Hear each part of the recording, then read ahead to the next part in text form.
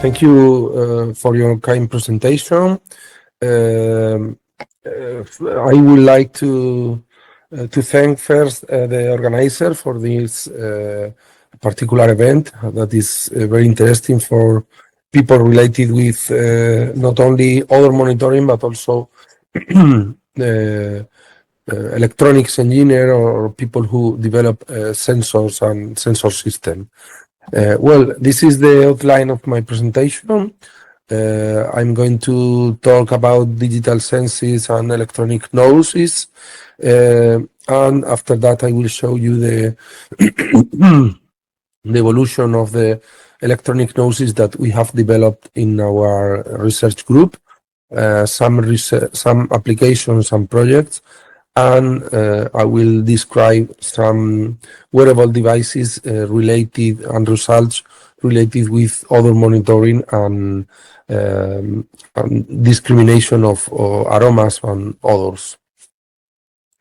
Okay, related to the field that is the main field in this 24 hours marathon, the main techniques or methods for odor and environmental monitoring are like you can see in the screen: dynamic olfactometry, field inspection, citizen science that use people or experts in odor detection as an analysis instrument, and also can be used gas chromatography or chemical analysis and reference station for the detection of, for example, pollutants in the air. These techniques are usually very time consuming, and it is necessary technicians of these equipments and a lot of people trained for detecting the different odors. So in our field, the electronic nose can be an instrument that tries to mimic the human sense of smell. So it could be used for these purposes. No, the definition of an electronic nose that was given by Julian Gardner in the a lot of years ago is that an electronic nose is an instrument which comprises an array of electronic chemical sensors with partial specificity and appropriate pattern recognition system capable of recognizing simple or complex odors. So these devices at the beginning could be employed for these purposes, no? But with a cost much lower than other chemical analysis, and with these are instruments more objectives or without the subjectivity of human nose. Well, this is a comparison of how an artificial olfactory system and the biological olfactory systems works, the analogy between both of them. In both systems, the first is an interaction between the volatile odorants and receptors, the olfactory, the biological olfactory receptors in the case of the biological system, or a chemical sensor array in the case of an electronic nose. In both cases, there is a signal generation that is processed in the olfactory bulb or in a microprocessor and stored as remember in the brain or in a pattern recognition machine. Once it has been trained, for example, an unknown sample could be identified by comparing into the memory or comparing with the database. Okay, an electronic nose is composed by four main blocks. The first, an aroma extraction system that extracts a fraction of the aroma or the odors and sent to the sensor array that generates an electronic signal. that is measured with a control and measurement system that send the data to a pattern recognition machine that Patricia has explained before how can we process this data. No? The aroma extraction system are used that techniques, for example, that can be used in the gas chromatography, like static or dynamic headspace, and concentration methods like purge and trap or solid phase microextraction. There are a number of different types of gas or chemical sensors that could be used for detecting the main volatile organic compounds and obtain a signal for the data processing. No? The instrumentation and control system, there is also a wide variety of devices that could be used, from personal computer with digital multimeters to embedded personal computers, microcontrollers, embedded instrumentation, or even nose on a chip, depending on the integration that we can do with the electronics. The idea is to find like a similar like we obtain in the computer vision, for example, to obtain like a color map, but with related to the odor. So we can represent in a plot the different aromas or the different odors that we are measuring in order to classify unknown samples. This is the main structure of data processing that has been also explained in the previous talk. And now I'm going to show you the evolution of the portable electronic noses that we have developed in the University of Extremadura.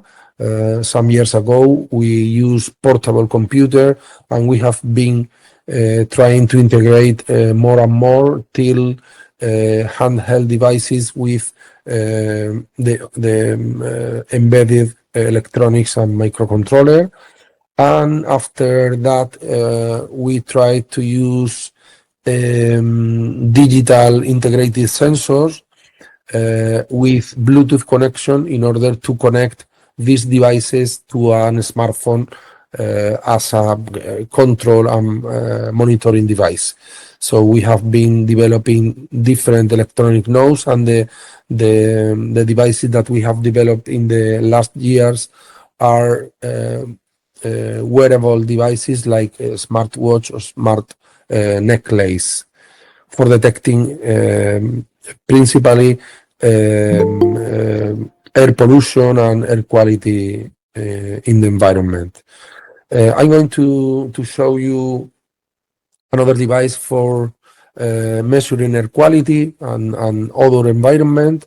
It is a very small device that could be located in our belt, and in order to, for example, to the people who gives a walk, this is the structure of the devices with different sensors, and these are other wearable devices like a necklace and a smartwatch.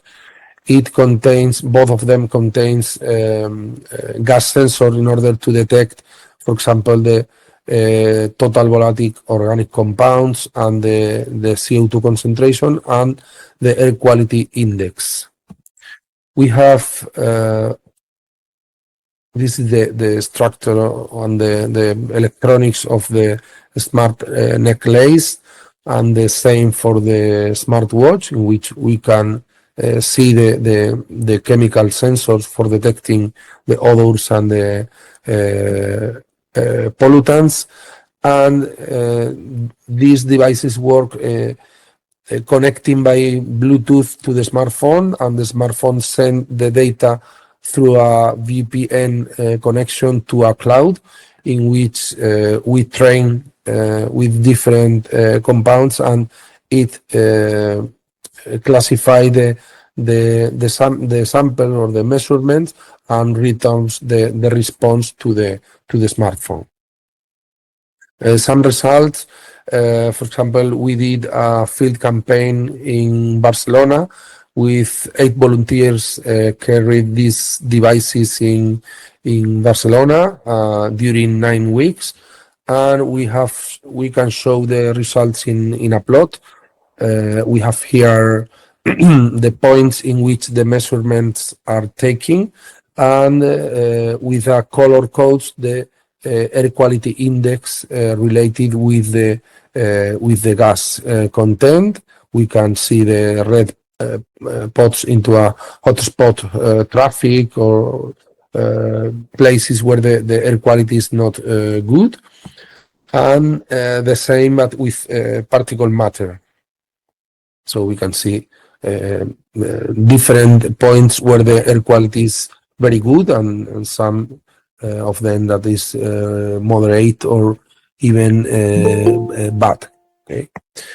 This is another test with the